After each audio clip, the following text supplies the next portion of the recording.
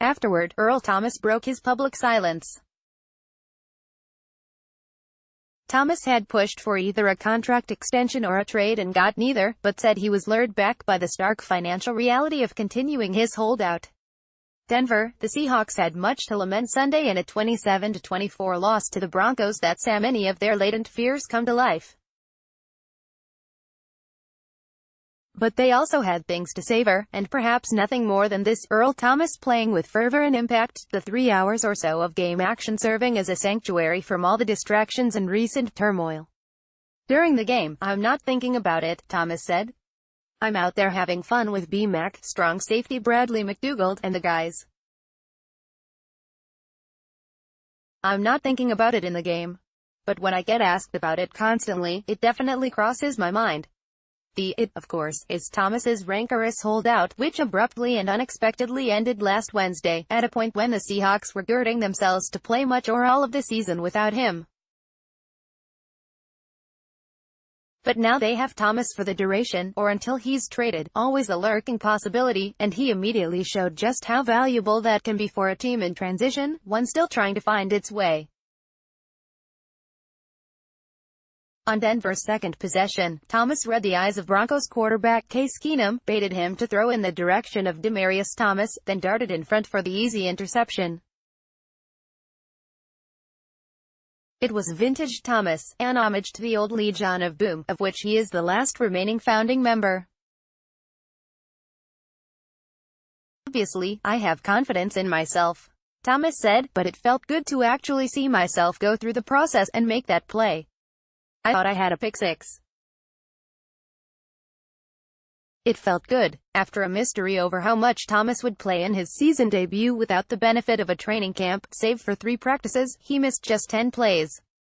And the Broncos gained 119 yards while he was out, compared to 360 yards in their other 62 plays, about half the average per play, and did heavy damage on 2 touchdown drives in his absence.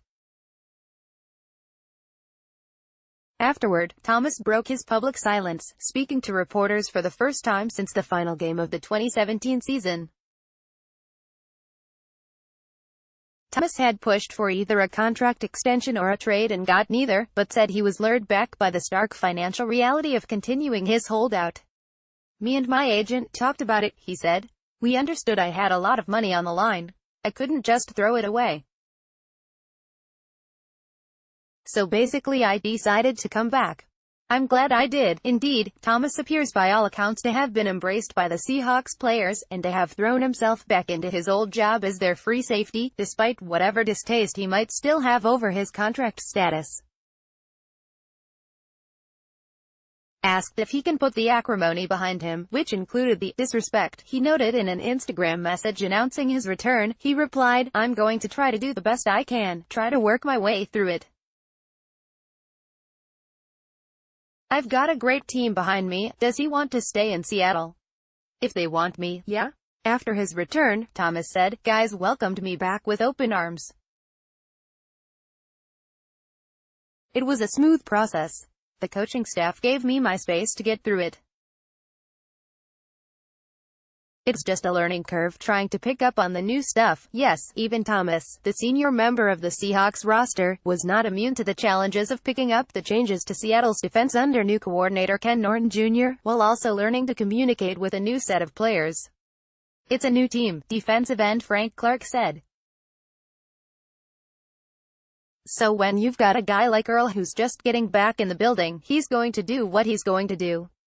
That's Earl. That's a legend here. He's been through the storm here, the ups and downs in Seattle. But even him as a veteran, you have him having to come in and learn, this is where the safety is going to be, this is where my corners are going to be. These are my linebackers." He's feeling out the energy. He gets in there and does what Earl does, he makes plays. "It was crazy, just seeing him at practice, how he practices, how he prepares," rookie cornerback Trey Flowers said. "In the game it looked so easy to him," Seahawks coach Pete Carroll said of Thomas. "He handled the return and our players handled the return perfectly, and he worked real hard, and they embraced him coming back in. We knew we couldn't play him the whole game, but we wanted to give him chance to contribute and he did immediately. It's terrific having him back. He's a terrific football player. It all went so smoothly. I had a great time out there, man," Thomas said enthusiastically afterward, that you couldn't help but wonder if perhaps there's a glimmer of an opening for a resolution to this dispute. One, specifically, that results in Thomas staying in Seattle beyond this year, when his contract runs out. Thomas shrugged when asked if that bridge is burned. "I have no clue," he said. "I have no clue. All I can do is put the best product out there as possible, protect myself until I do get paid." That sounds vaguely ominous, but Thomas showed Sunday that when the whistle blows, he can still be the same disruptive force, in a positive way, that the Seahawks have thrived upon for so long, and were prepared to do without in 2018, but now don't have to.